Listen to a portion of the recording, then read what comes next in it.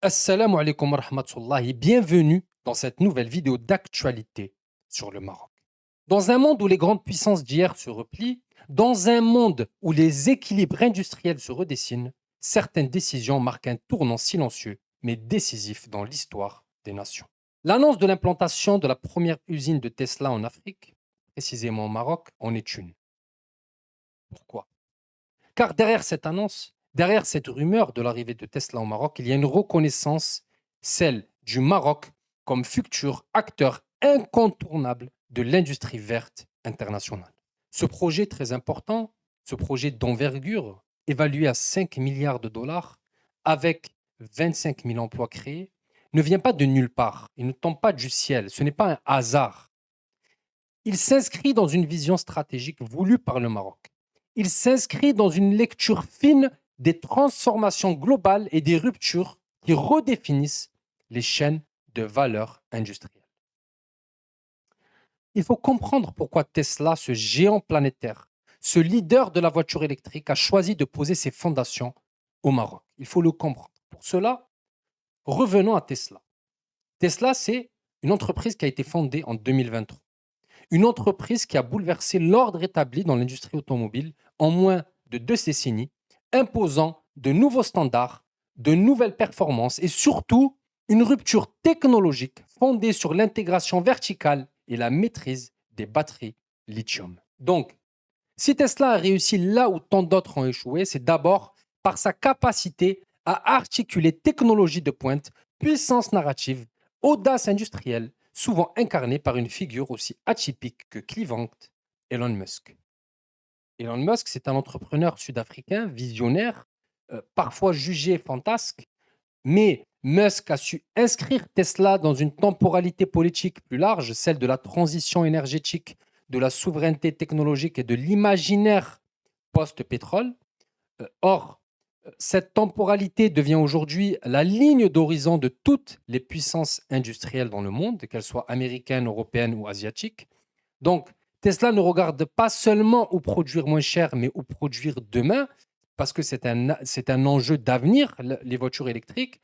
Le marché mondial de la voiture électrique est estimé aujourd'hui à 14 millions d'unités vendues par an et devrait atteindre 40 millions en 2030 et 200 millions d'ici 2050 selon l'Agence internationale de l'énergie. Ces chiffres traduisent plus qu'une tendance, elles décrivent un basculement où chaque décision industrielle devient un acte géopolitique.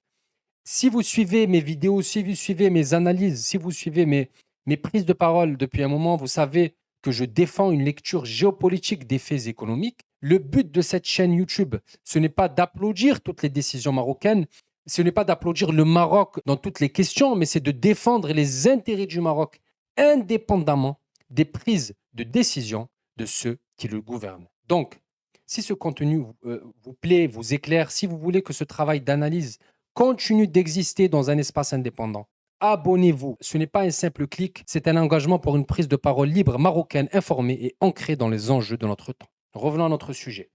L'une des choses qui a fait de Tesla l'un des plus grands innovateurs automobiles au monde est leur capacité à diriger et dominer le marché des voitures électriques. C'est qu'ils sont toujours prêts à utiliser de nouvelles technologies ou à pousser l'innovation pour obtenir les résultats qu'ils veulent et dont ils ont besoin. C'est ce qui rend le Maroc attractif et c'est ce qui a permis à la plateforme marocaine de croître aussi rapidement et d'atteindre un niveau de capacité d'1 million. Si Tesla choisit le Maroc, ce n'est pas uniquement pour réduire ses coûts de production, c'est parce que le royaume incarne aujourd'hui un point d'ancrage stratégique dans la reconfiguration industrielle automobile. Cette décision traduit donc une reconnaissance à la fois économique et géopolitique, celle d'un pays qui a su conjuguer stabilité politique, ambition énergétique et intégration logistique.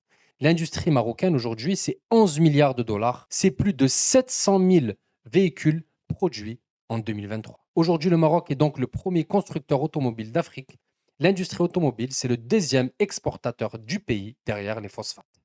L'arrivée de Tesla s'inscrit dans cette dynamique croissante marocaine. Avec 5 milliards de dollars d'investissement, une capacité de 400 000 véhicules produits par an, 25 000 emplois créés et l'introduction d'un modèle électrique à bas coût pour les marchés émergents. Et on ne parle pas là que de quantité de véhicules, mais de réelle valeur ajoutée pour l'économie marocaine. On parle d'ingénierie, on parle d'électronique, de batterie, de logiciels embarqués. Tout un plan de compétences de demain va devoir émerger au Maroc.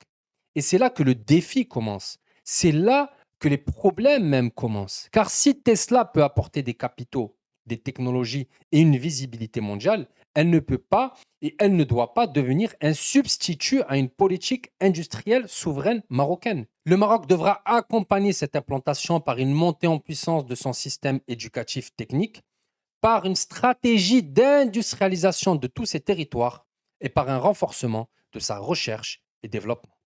L'objectif du royaume est simple, c'est capter, absorber et répliquer. Ce que Tesla n'exportera jamais, ce sont ses brevets ou son cœur algorithmique. C'est donc au Maroc de créer les conditions pour faire émerger ses propres champions technologiques en profitant de cette fenêtre d'opportunité. Donc, l'arrivée de Tesla est une chance pour le Maroc, mais c'est aussi un test, un défi. C'est un test pour la capacité à transformer une implantation étrangère en levier d'autonomie et non en nouvelle dépendance. Et je vous dis ça dans le contexte des taxes douanières de Donald Trump. Le Maroc ne peut plus bâtir son modèle sur l'attente d'un investisseur potentiel. Les tensions géopolitiques actuelles, la guerre commerciale entre Washington, Pékin et Bruxelles, la remise en cause des accords bilatéraux, des accords commerciaux, la remise en cause et la mise en place de droits de douane protectionnistes imposés par Donald Trump, tout cela annonce la fin d'une ère, tout cela annonce la fin de la mondialisation. Donc, l'arrivée de Tesla au Maroc, si elle se confirme, est une validation internationale pour le Maroc.